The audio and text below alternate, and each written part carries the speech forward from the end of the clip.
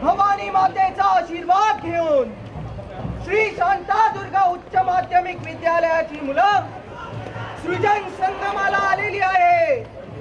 राजमाता, राष्ट्रमाता जिजाऊ मासाहेबांचं, जिजाऊ मासाहेबांचं,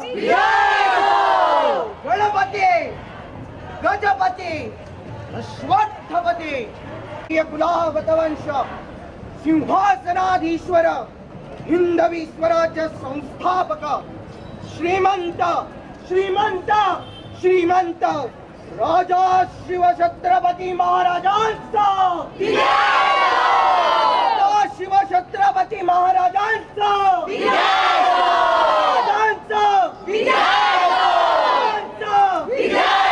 वीर रवळनाथ महाराज की जय, वीर रवळनाथ महाराज की जय, श्री शांतादुर्गा माता की जय, श्री शांतादुर्गा माता की जय.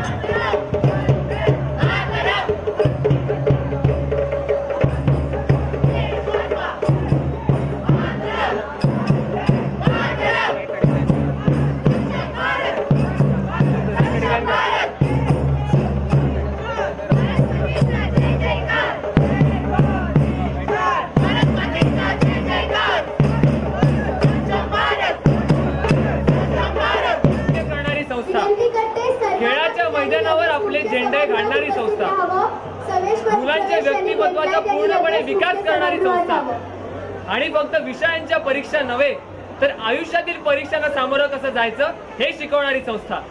गोव्यातील इतिहासामधील नामवंत संस्था आम्ही आहोत.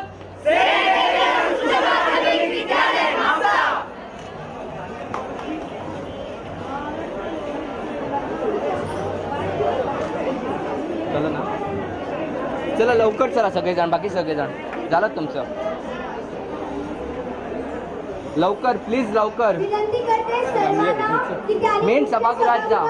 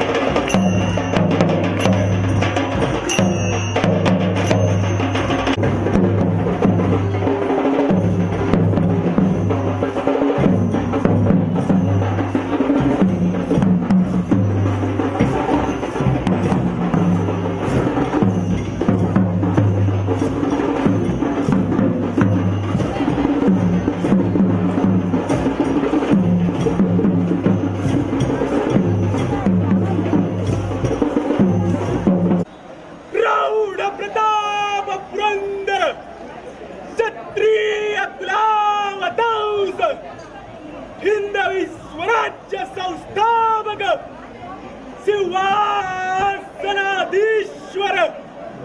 ब्राह्मण प्रतिपालक श्रीमंत श्रीमंत श्रीमंत राजा श्री शिवछत्रपती शिवाजी महाराज की शिवाजी महाराज की शिवाजी महाराज की नमः पार्वती पते हर हर हर हर हर हर हर हर हर हर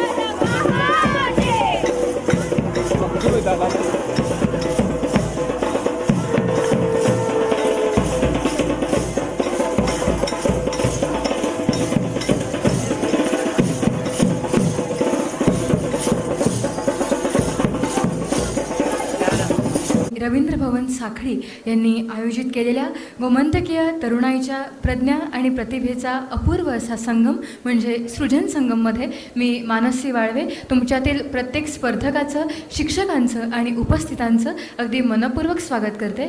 आपल्यामध्ये जी कला आहे ती सादर करण्याची एक संधी आणि त्याच्यातून दुसऱ्यांची कला पाहून काहीतरी शिकण्याची संधी जिथून आपल्याला मिळत असते तो स्पर्धेचा एक कार्यक्रम म्हणजेच सृजन संगम. आणि या सृजन संगममध्ये तुमचं सगळ्यांचं आणि मान्यवरांचं पुन्हा एकदा अगदी मनपूर्वक स्वागत. आजच्या या कार्यक्रमाला उद्घाटक या नात्यानं आपल्यासोबत उपस्थित आहेत आपल्या गोवा विधानसभेचे सभापती सन्माननीय डॉक्टर प्रमोदजी सावंत. आपल्यासोबत असतील गोवा मराठी अकादमीचे सदस्य सचिव सुदीन नातू, गोवा मराठी अकादमीचे अध्यक्ष प्राचार्य अनिल सामंत सर आणि सृजन संगमचे संयोजक परेश प्रभू, पौर्णिमा केरकर आणि वल्लभ केळकर. मी संयोजक वल्लभ केळकर यांना विनंती करेन की त्यांनी मान्यवरांना सन्मानानं मंचावर घेऊन यावं आणि जोरदार टाळ्यांच्या गजरात आपण मान्यवरांचं मंचावर स्वागत करणार आहोत. त्यांच्या पाऊलाबरोबर पाऊल पुढं नेत असतात सगळे संयोजक आणि आयोजक. यांच्यासाठी एकदा जोरदार टाळ्यांचा गजर आपण केला पाहिजे. आणि आता मी दिव्या बर्वे हिला विनंती करेन की तिनं ईशस्तवन सादर करून कार्यक्रमाची सुरुवात करावी.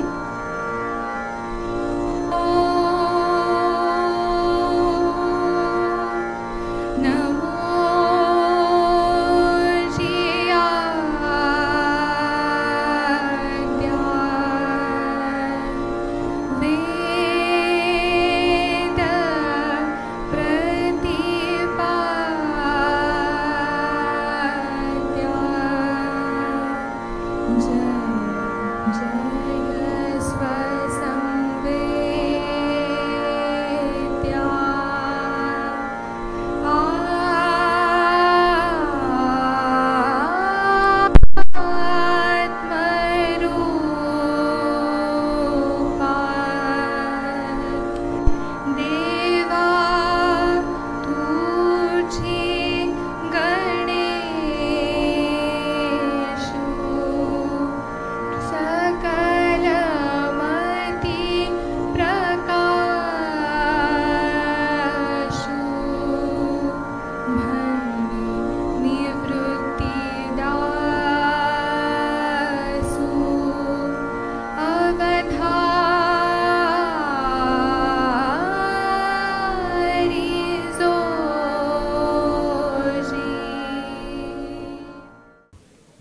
पाठिंब्या.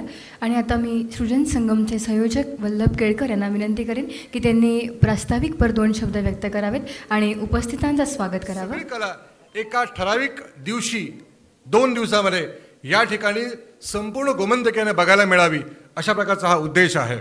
आणि या एकत्र असण्याला एक वेगळ्या प्रकारची दिशा घेऊन आपण एकत्र असणार आहोत की मराठीच्या या क्षेत्रामध्ये आपल्याला काहीतरी वेगळ्या प्रकारची म्हणजे सांस्कृतिक. गेल्या वर्षी एक अनुभव सांगतो.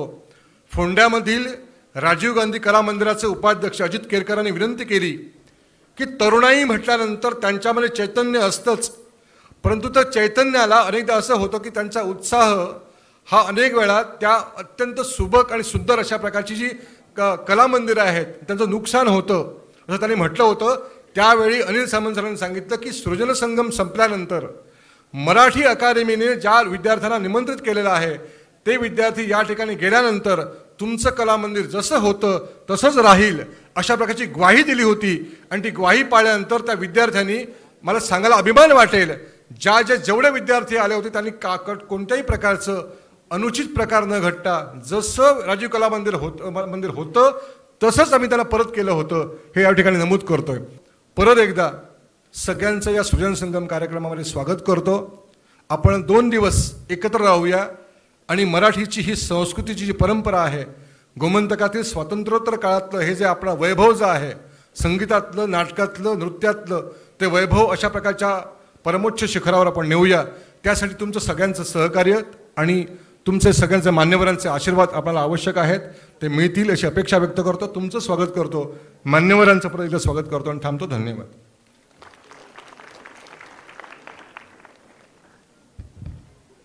धन्यवाद सर. आणि आता आपण सृजन संगमच्या संकल्पना गीताचा आस्वाद घेणार आहोत. मी विनंती करीन वल्लभ केळकर सर आणि त्यांचे साथी यांना की त्यांनी पुढे येऊन सृजन संगमचं संकल्पना गीत सादर करावं.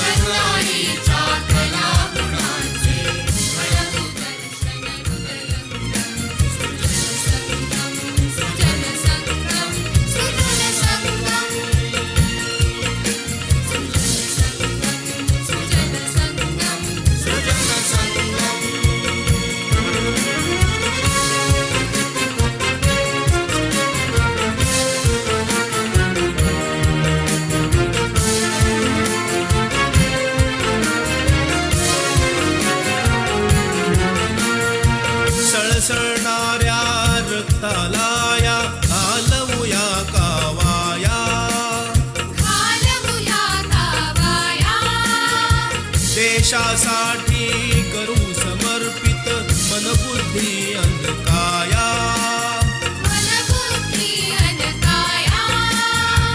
एक लक्ष अन ध्येय ही एकच समोर ठेवून चालू कर्तृत्वाची विजयी माला आयुष्याला घालू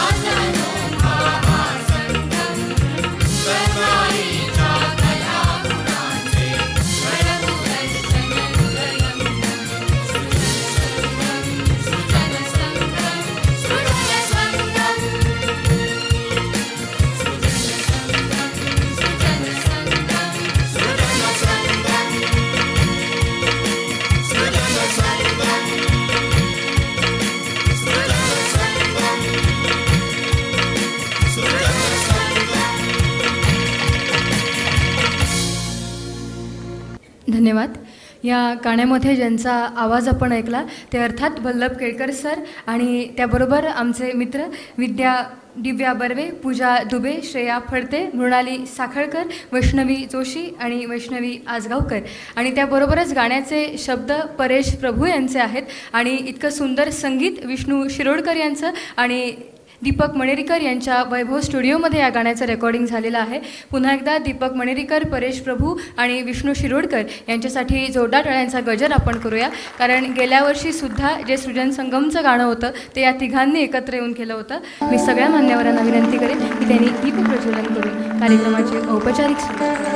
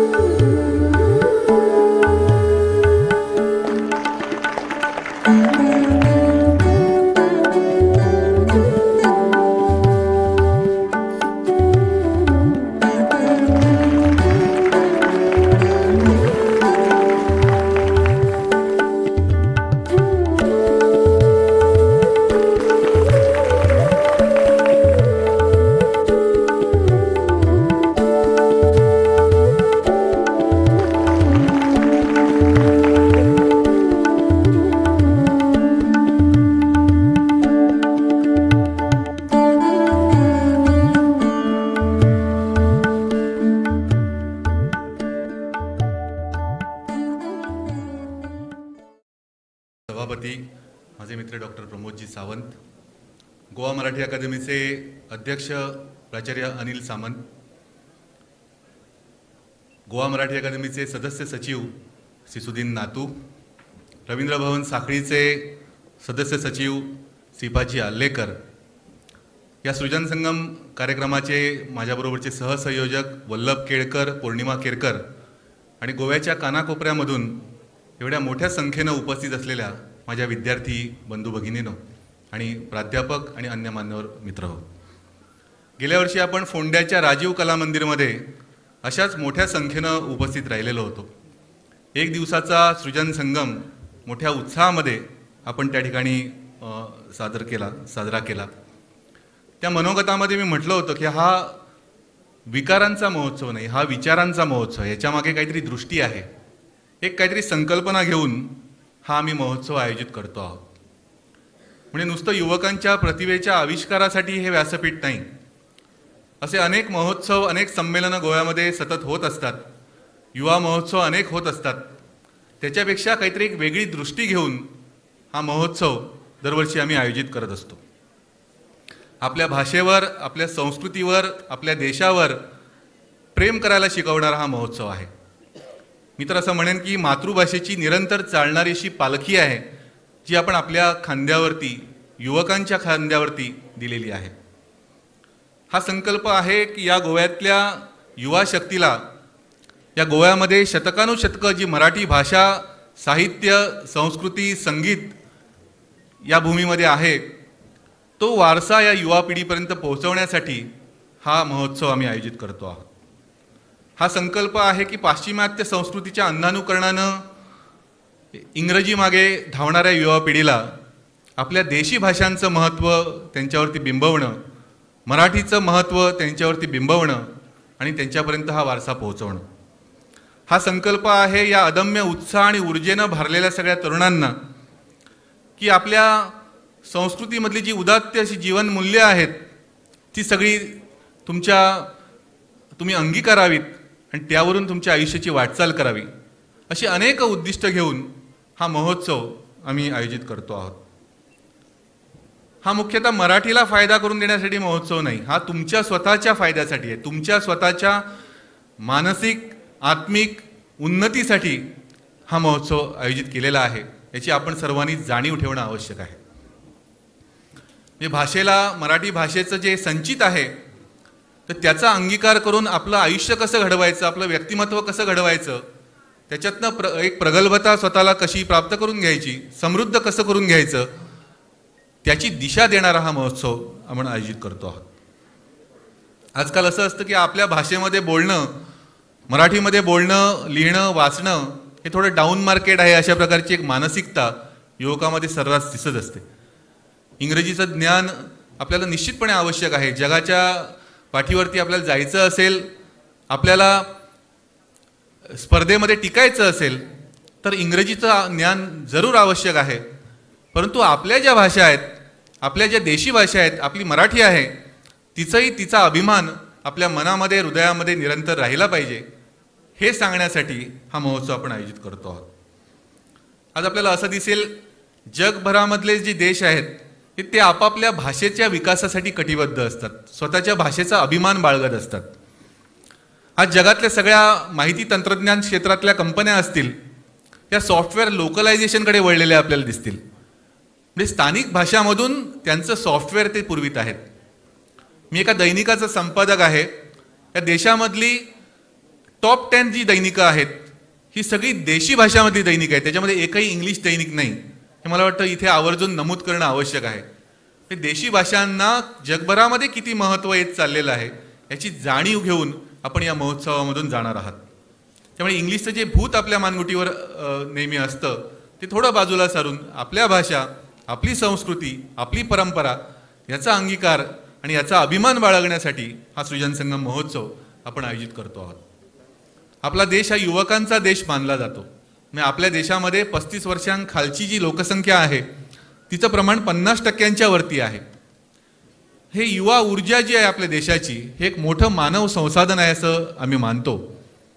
मित्र, हा देश हा युवकांचा देश आहे, तरुणांच्या ऊर्जेनं भरलेला देश आहे. हा शिवरायांचा देश आहे, हा राणा प्रतापांचा देश आहे, हा विवेकानंदांचा देश आहे, हा नेताजी सुभाषचंद्रांचा, स्वातंत्र्यवीर सावरकरांचा देश आहे. ही सगळी जी प्रेरणास्थानं आहेत आपल्या समोरची त्या सगळ्या व्यक्तिमत्वांपासून प्रेरणा घेऊन आपल्या आयुष्याला एक आकार देण्यासाठी आपण हा महोत्सव आयोजित करतो आहोत. या व्यासपीठावरती मागे एक ओळ आपल्याला दिसेल की विजा घेऊन येणाऱ्या पिढ्यांशी बोलतो आम्ही.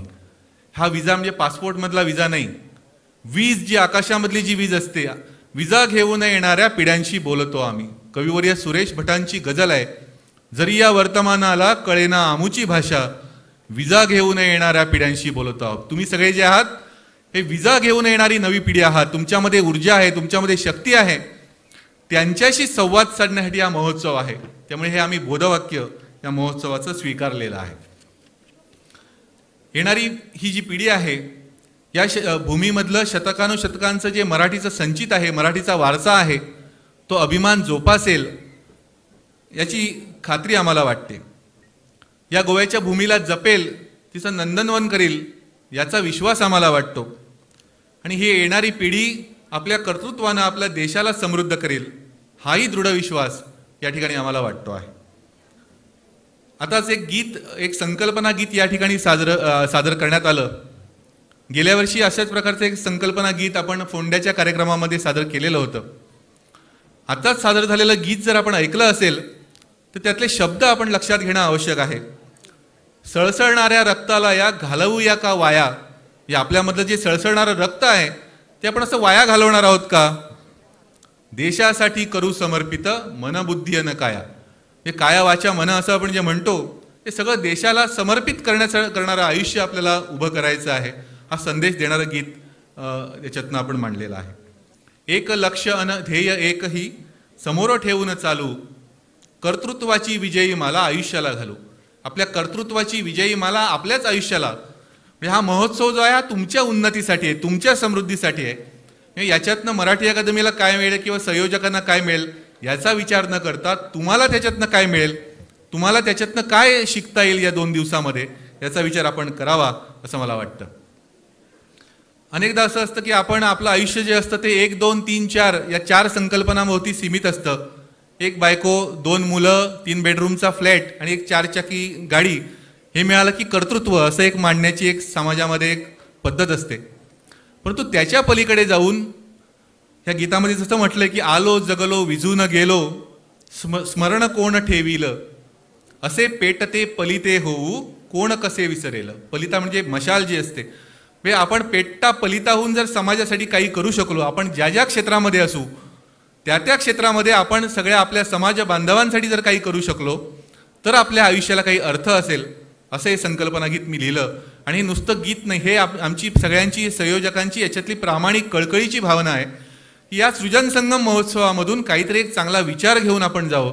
स्पर्धा तर होतील, त्याच्यामध्ये बक्षिसं मिळतील न मिळतील, परंतु त्याच्यातनं काहीतरी एक विचार, चांगला विचार घेऊन जर आपण गेलात आणि आपलं पुढचं जे आयुष्य आहे त्याच्यातनं आपण घडवलं तर हा खऱ्या अर्थाने हा महोत्सव, ही धडपड जी आपण करतो गेले 3 महिने वल्लभ केळकर आणि सगळी सृजन संगमची एक मोठी 30-35 मुलांची टीम या महोत्सवासाठी जी राबते आहे त्याचं सार्थक होईल असं मला वाटतं. धन्यवाद. धन्यवाद सर. आणि आता मी गोवा मराठी अकादमीचे अध्यक्ष प्राचार्य अनिल सामंत सरांना विनंती करते की त्यांनी आम्हाला मार्गदर्शन करावं. आजच्या या सृजन संगमच्या महोत्सवामध्ये उपस्थित कार्यक्रमाचे उद्घाटक डॉक्टर प्रमोदजी सावंत, सदस्य सचिव मराठी अकादमीचे माननीय सुधीनजी नातू, रवींद्र भवनचे सदस्य सचिव माननीय श्रीपादजी आर्लेकर, या महोत्सवाचे संयोजक आणि गोवा मराठी अकादमीचे सदस्य प्राध्यापक वल्लभ केळकर, प्राध्यापिका पौर्णिमा केरकर, दैनिक नवप्रभाचे संपादक आणि या कार्यक्रमाचे संयोजक परेशजी प्रभू आणि आपण सगळे विद्यार्थी मित्र आणि प्राध्यापक मित्र, तुम्ही सगळे इथे जे बसलेले असाल त्यांच्या मनामध्ये आत्ता काय विचार असेल ते आधी सांगतो. त्यांच्या मनामध्ये विचार असेल की आम्ही स्पर्धेसाठी आलो आणि हे आम्हाला भाषणच देत राहणार की काय, किती भाषणं होणार आहेत, किती होणार आहेत. पाडगावकरांच्या एका कवितेची ओळ आहे की प्रेम कुणी कुणाचं शब्दात तोलू नये. आणि माझ्यासाठी दुसरी ओळ, उद्घाटन सोहळा उशिरा झाला असेल तर अकादमीच्या अध्यक्षाने फार बोलू नये. त्यामुळे टाळ्या ह्या वाक्याला, त्यामुळे हे तुमच्या मनामध्ये चाललंय, त्यामुळे मी भाषण वगैरे देणार नाही. मी थोडंसं मनोगत ऐकायला आलं ते डॉक्टर प्रमोदजी सावंतांचं, त्यांना थोडासा वेळ देईन. 1-2 मिनिटामध्ये माझं मनोगत मी व्यक्त करणार आहे. परेश प्रभू यांनी म्हणाले की हा महोत्सव तुम्हाला फायद्याचा आहे, उपयोगी आहे. मराठीसाठी आहे की नाही माहिती नाही. मला अनेक जण विद्यार्थी विचारतात, सर तुम्ही पुन्हा पुन्हा सांगता की हे तुमचे कार्यक्रम आम्हाला उपयोगी आहेत, हे सिद्ध करा. म्हणाले कसे उपयोगी आहेत, तर तो एकच मुद्दा मी मांडतो, कारण तो अनेकांना जरा चांगला समजतो.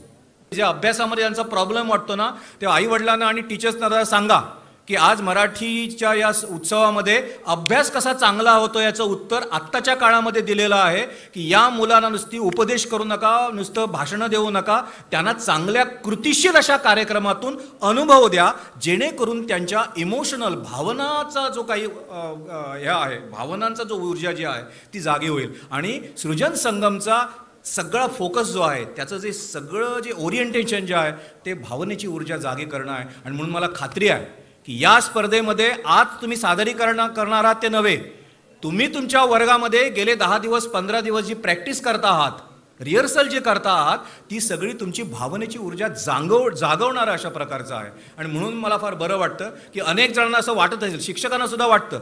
एका प्रिन्सिपलने सांगितलं की 16 तारखेनंतर आम्ही कुठल्याही अशा प्रकारच्या को करिक्युलर ॲक्टिव्हिटीमध्ये भाग घेऊ देणार नाही. त्या सगळ्या प्राध्यापकांना आणि प्रिन्सिपलना मला सांगायचं आहे, तुम्ही तुमचे प्राध्यापक वर्गामध्ये जे शिकवता आहात ते शिकवणारं सगळं जी माहिती त्यांच्या मुलांच्या मेंदूमध्ये त्याचा संग्रह व्हायचा असेल, संचित व्हायचं असेल, तर अशा प्रकारच्या चांगल्या सुसंस्कृत सद्भावना जागा करणार. त्यामुळे हा नुसता सृजन संगम नाही, सृजन संगम हा प्रारंभ आहे. सृजन संगमातून सुजन संगम. सुजन संगम म्हणजे काय? आत्ता इथं ना जवळजवळ 1,500 विद्यार्थी आलेले आहेत, 1,500 अधिक विद्यार्थी. या हॉलची कॅपॅसिटी 700, 750, 800 पर्यंत आहे. म्हणजे अर्धे विद्यार्थी बाहेर आहेत. कोण मुलींबरोबर बोलत असतील, कोण आणि काय करत असतील, कोण आणि कुठे झालेले असतील. तेव्हा सृजन संगमचं यशस्वीता कशावर आहे? तर गेल्या वर्षी आम्ही सांगितलं, वल्लभने सांगितलं की रवींद्र ते आमचं जे राजीव कला मंदिर ते आहे तसं दिलं, सिद्ध केलं. सुजन होणं म्हणजे काय? तुम्ही स्पर्धेमध्ये सहभागी होताना श्रोते म्हणून सुद्धा तुम्ही असताना तुमच्यातली सुजनत्व जे आहे, त्यामुळे सृजनत्व द्या असं त्या सर्वेश्वर कुसुमाग्रजांनी म्हटलंय. आणि सुजनत्व द्या. तेव्हा सृजन संगमचं महत्त्वाचं उद्दिष्ट सृजनातून सुजन करणं तरुणायचं. आणि म्हणून विजा घेऊन येणारा म्हटलेला आहे. ते इथं बसलेले आहेत तेव्हा मी सुरुवातीला बघत होतो की तुमच्या मनामध्ये वीज आहे की नीज आहे, झोप आलेली आहे हे कळत नव्हतं. परंतु नंतर आमच्या मानसीनं टाळ्या द्या म्हणून सांगितल्यानंतर कडकडाट व्हावा ढगांचा, अशा प्रकारचा तुम्ही कडकडाट दिलात. आणि मला खात्री आहे की याच्यानंतर ज्या स्पर्धा होतील तुम्ही ज्या शिस्तीनं, ज्या सुसंस्कृतपणं, म्हणजे तुमचे बिल्ले पाहून अरे हे या कॉलेजचे विद्यार्थी काय मस्तपैकी आहेत. आणि इथं आल्यानंतर 2 दिवसांच्या कार्यक्रमातून यांच्या जगण्याला एक नवी दिशा मिळाली. त्यांचं नुसतं जे ओरडणं होतं, आक्रोश होता, तो थांबलं आणि त्याला एक सृजनत्वाची नवी दिशा मिळाली. हे यातून सिद्ध होईल असं मला वाटतं. तुमच्या सगळ्या प्राध्यापकांचे, प्रिन्सिपलचे आणि तुम्हा विद्यार्थ्यांचं मी अभिनंदन करतो. विशेष अभिनंदन करतो वल्लभ केळकर, परेश प्रभू आणि पौर्णिमा केरकर. आणि त्याचबरोबर जवळजवळ 45हून जास्त विद्यार्थी आता जे बसलेले आहेत, काम करतायत, गेले महिनाभर ते काम करतायत. मला तुम्हा सगळ्यांना विनंती करायचं आहे या व्यासपीठाचा आधार घेऊन की ही आमची 45ची जी टीम आहे, तेव्हा पुढच्या वर्षीचा सृजन संगम होईल तेव्हा इथं बसलेल्या प्रत्येक कॉलेजचे 2 विद्यार्थी आमच्या या 45च्या टीममध्ये सामील झालेले असतील. आणि म्हणून प्राध्यापकांना विनंती आहे, आजचा सृजन संगमचा उद्याचा कार्यक्रम संपेल त्याची यशस्वीता आम्हाला या स्पर्धेमधून तुमच्या कॉलेजमधले 2 चांगले तरुणी पाहिजेत की जे आमच्याबरोबर खांद्याला खांदा लावतील आणि गोमंतकामध्ये सृजन संघबरोबर प्रत्येक कॉलेजमध्ये, प्रत्येक तालुक्यामध्ये अशा प्रकारे भाव आणि बुद्धी आणि जीवनाला दिशा देणारे अशा प्रकारचे कार्यक्रमांचं सादरीकरण आपण एकत्र करू. ते एकत्र होईल मला असं वाटतं. हा कार्यक्रम तुम्ही शांतपणे ऐकावा, परंतु शांत म्हणजे स्मशान शांततेत ऐकावं अशी अपेक्षा नाही. तुमच्यातली जी ऊर्जा आहे ती जागी झालेली असावी. म्हणून कवितेच्या 2 ओळी म्हणतो आणि मी थांबतो. पाडगावकरांच्या ओळी आहेत.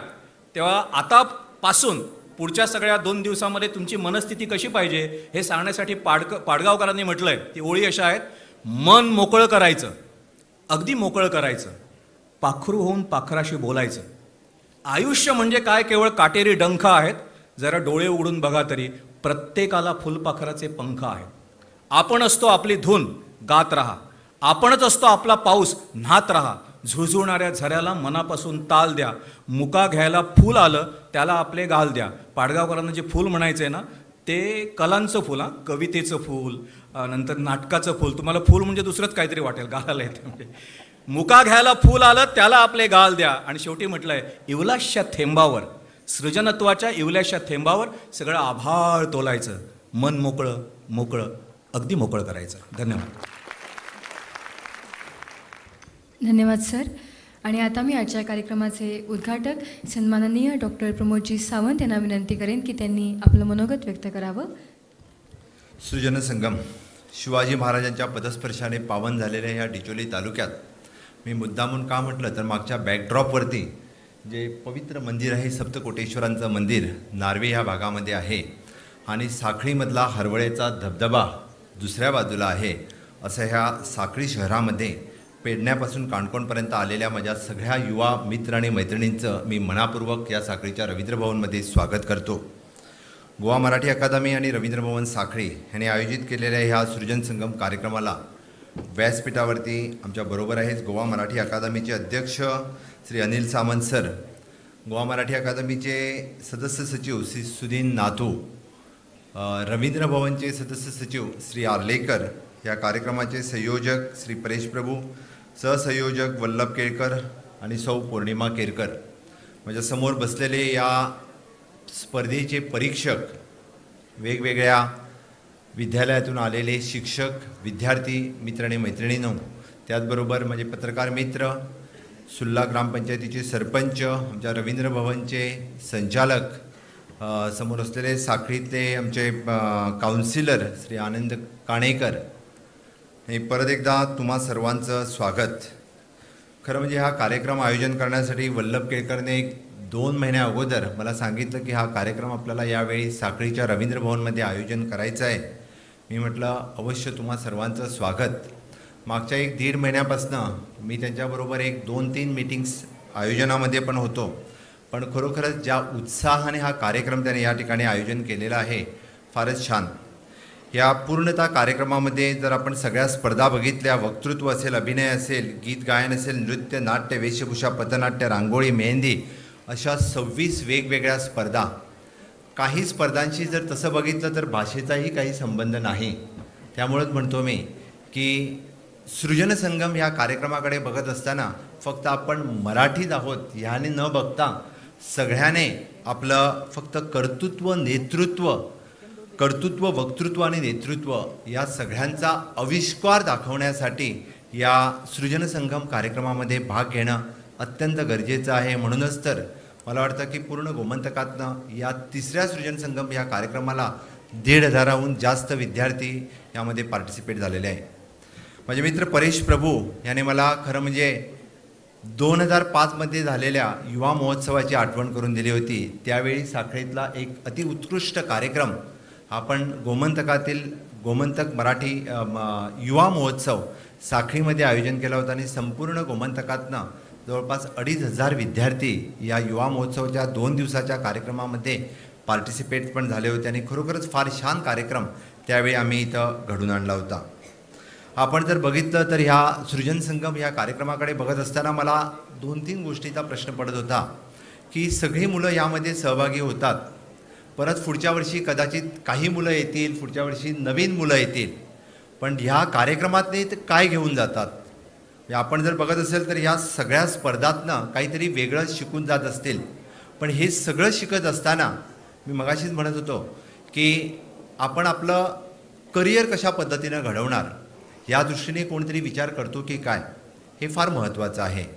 कारण आपण एखाद्या कार्यक्रमाकडे बघत असताना फक्त तो सांस्कृतिक कार्यक्रम आहे असंच म्हणून बघतोय की त्या कार्यक्रमातनं आपल्याला नक्की कायमचं काय घेऊन जायचं आहे ह्याच्याकडं पाहणं हे फार गरजेचं आहे.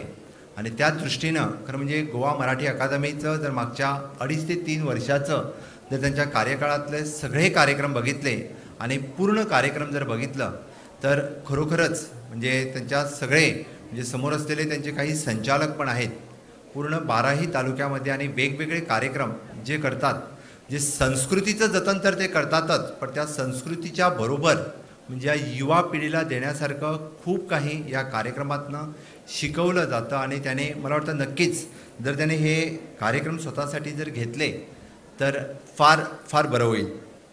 जे त्याने स्वागत गीत जे इथं गालं ते म्हणजे आलो जगलो विजून गेलो स्मरण कोण ठेवणार आम्हा. म्हणजे जगतात तर सगळेच, म्हणजे आपण बघतोय की कुत्री मांजरं पण जगतात. म्हणजे सॉरी मी का म्हणतोय हे, पण आपण तसं जर बघितलं तर जीवनात सगळेच जण येतात आणि जगून जातात. कोण कुणाला स्मरण ठेवतोय आणि किती काळ कुणाला स्मरण ठेवतोय. जर काही काळ आपल्याला स्मरण ठेवायचं असेल तर काहीतरी वेगळं आपण करायला पाहिजे. मग वेगळं करायला पाहिजे तर ते कुठल्या दिशेने वेगळं करायला पाहिजे. हा एखाद्याला स्मरण ठेवण्यासाठी वेगळी कृती पण त्याची तेवढीच जबाबदार असते. आपल्याला स्मरण ठेवायचं असेल तर आपल्या दृष्टीने कुठली कृती घडावी या दृष्टीने आपण प्रयत्न करणं फार गरजेचं आहे.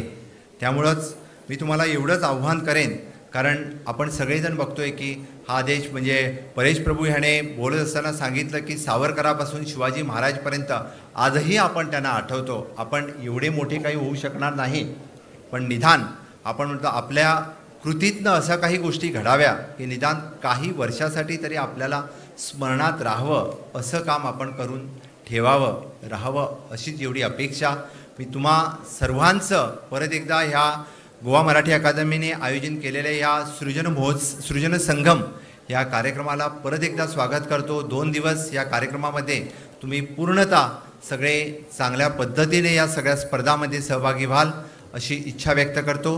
जय हिंद, जय गोमंतक. धन्यवाद सर. आता मी आमच्या सृजन संगमच्या संयोजक पौर्णिमाजी केरकर यांना विनंती करेन की त्यांनी आभार प्रदर्शन करावं आणि औपचारिक सोहळा इथं संपला असं जाहीर करावं. नमस्कार. उद्घाटन सत्राचं हे आभार प्रदर्शन हा खरं तर शेवट नाही आहे, तर ते एक सुरुवात आहे नवी, उत्साही आणि तेजस्वी अशा पद्धतीची. आजच्या कार्यक्रमाचे उद्घाटक आदरणीय डॉक्टर प्रमोदजी सावंत, सभापती गोवा राज्याचे, अगदी कार्यक्रमाची सुरुवात ज्या वेळेपासून झाली, तयारीची सुरुवात ज्या वेळेपासून झाली, त्या वेळेपासून ज्यांनी सक्रिय सहभाग दर्शवला आणि स्वतःचं एक वेगळेपण दर्शवलं आणि त्यातूनच त्यांच्यासाठी त्यांनी एक चैतन्य या सृजन संगमाला प्रदान केलेलं आहे, असे उद्घाटक आजच्या कार्यक्रमाला लाभले. मी गोवा मराठी अकादमीच्या वतीनं त्यांचं मनपूर्वक आभार व्यक्त करत आहे.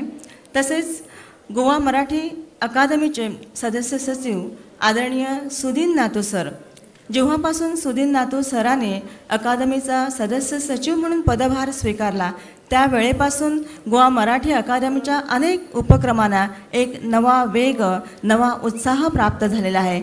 या कार्यक्रमांना एक नेटकेपण आणि सजगता लाभलेली आहे. आजसुद्धा या कार्यक्रमासाठी ते हजर राहिले, वेळात वेळ काढून स्वतःच्या व्यस्त दिनक्रमातून मी गोवा मराठी अकादमीच्या वतीनं त्यांचेही मनापासून आभार व्यक्त करते.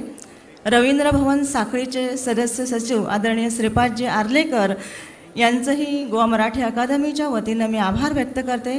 तसेच माझे सहकारी आणि गेले 2-3 महिने ज्यांनी अथक परिश्रमाने विद्यार्थ्यांच्या बरोबरीनं जे स्वतः सक्रिय आहेत ते श्रीयुत वल्लभ केळकर, तसेच परेश प्रभू, त्याशिवाय सामंत सर जे गोवा मराठी अकादमीचे अध्यक्ष, ज्यांचा एक भरभक्कम पाठिंबा आम्हाला सदोदित असतो, त्यांचंही मी मनापासून आभार व्यक्त करते. आणि हे सगळं करत असताना या विविध उपक्रमामध्ये, विविध स्पर्धामध्ये जे विद्यार्थी सहभागी आहेत, जे शिक्षक आहेत आणि जे प्राचार्यही आहेत, जे इथं कदाचित आले नसतील, परंतु स्पर्धामध्ये सहभाग घ्यायचा म्हटल्यानंतर त्यांची तयारी कशी करायची याचा एक प्रचंड ताण आपल्या सगळ्यांच्या मनावर असतो, शिक्षकावर असतो, प्राचार्यावर असतो आणि त्याहीपेक्षा विद्यार्थ्यांवर सुद्धा असतो. मग ही सगळी तयारी करत असताना म्हणजे त्यांच्याही मनातील जे सहकार्य आहे त्याच्यासाठी सुद्धा, म्हणजे कारण तुम्ही आहात म्हणून तर हा उपक्रम जो आहे तो अतिशय उत्साहाने पुढे जात आहे. म्हणून तुमचंही गोवा मराठी अकादमीच्या वतीनं मी मनपूर्वक आभार व्यक्त करते. त्याशिवाय इथं खूप अतिशय उत्साही आणि चैतन्यमय अशा पद्धतीचं सूत्रसंचालन करणाऱ्या मानसी वाळवे यांचंही गोवा मराठी अकादमीच्या वतीनं आभार आहेत. आणि सगळ्यात महत्त्वाचं म्हणजे रवींद्र भवनचे सगळे कर्मचारी वर्ग जे आहेत की ज्यांचं अतिशय म्हणजे ज्याला आपण म्हणू की एक उत्साही अशाच पद्धतीचं एक वागणं, त्यांचं सहकार्य, कारण ह्या सगळ्या गोष्टींसाठी जे सहकार्य हवं आहे ते महत्त्वाचं आहे. मागचासुद्धा कार्यक्रम इथं आपण शिवगोमंत गाथा घेतलेला होता, त्यावेळीसुद्धा या कर्मचारी वर्गाचं एक उत्तुंग असं सहकार्य आम्हाला लाभलेलं होतं. कारण हे सगळे सहकार्याचे हात मिळूनच अशा पद्धतीचा एखादा भव्य दिव्य उपक्रम आपण घेऊ शकतो. आणि अशा पद्धतीनं हा 2 दिवसाचा सृजन संगम हा जो कार्यक्रम आहे, विविध स्पर्धांच्या माध्यमातून तुमच्यामधील कृतिशीलता, तुमच्यामधील चैतन्य, तुमच्यामधील युवा ऊर्जा या सगळ्यांचं दर्शन आम्हाला घडणार आहे. तुम्हालासुद्धा एक नवं काहीतरी मिळणार आहे. आणि म्हणूनच गोवा मराठी अकादमीच्या वतीनं आपणा सर्वांचे पुनश्च एकदा मी आभार व्यक्त करते. आणि उद्या समारोप सत्रामध्ये आपल्याला लाभणार आहेत म्हणजे माननीय पाहुणे जे आपल्याकडे असणार आहेत ते म्हणजे योगेश सोमण आहेत आणि ते नामांकित असे वक्ते आहेत आणि दिग्दर्शकसुद्धा आहेत.